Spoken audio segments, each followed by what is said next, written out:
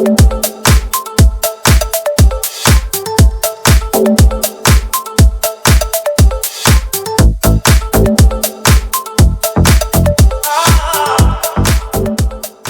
araw fellow anglers. Sa video na ito, ipapakita ko sa inyo kung paano ako magtali ng leader line sa jig head. Bago tayo mag-umpisa, meron ako ditong sirang soft lure. So ginupit ko siya. Itutusok natin to dito sa ating jig head. Para habang gumagawa tayo ay hindi tayo aksidenteng matusok. So, ayan. So, kunin natin yung ating leader line. Ayan po. Gumawa muna tayo ng overhand na knot. Ayan. Overhand knot.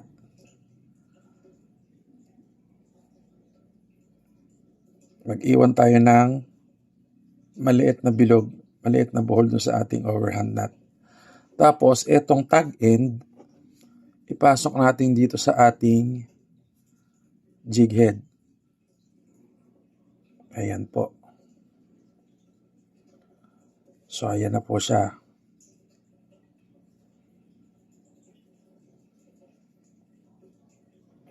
Tapos, itong dulo, ipasok natin dito sa itong pinaka-tag end. Ipasok natin dito sa loob ng overhand knot. So, ganyan po magiging itsura niya. Tapos, ilapit natin ng konti itong knot doon sa eyelet ng ating jig head. Ayan. Tapos, etong tag end, ikot natin ng 2 hanggang 3 beses dito sa leader line. So, ayan. Ginawa ko lang pong 2. Tapos, yung dulo niya, yung dulo, pasok niyo uli dito sa loob ng overhand knot. Ayan po. Tapos, hilahin natin para mag-lock na siya. Ayan. So, ganyan po ang magiging itsura niya. Tapos, ipitan pa natin. Hilahin naman natin dito. Ayan. Gupitin natin yung tag end.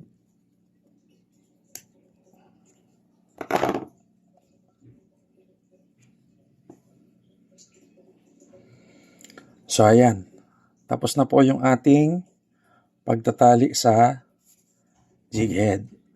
So, importante daw po, itong pinaka-loop na ito ay hindi papasok doon sa ulo ng jig head natin. Ayan.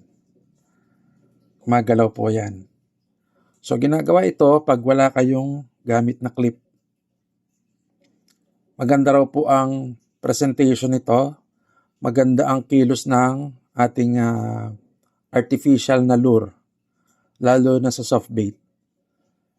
So pag yung mga mahilig sa edging, ganito po ang isa sa magandang pagtatali ng leader line sa jig head.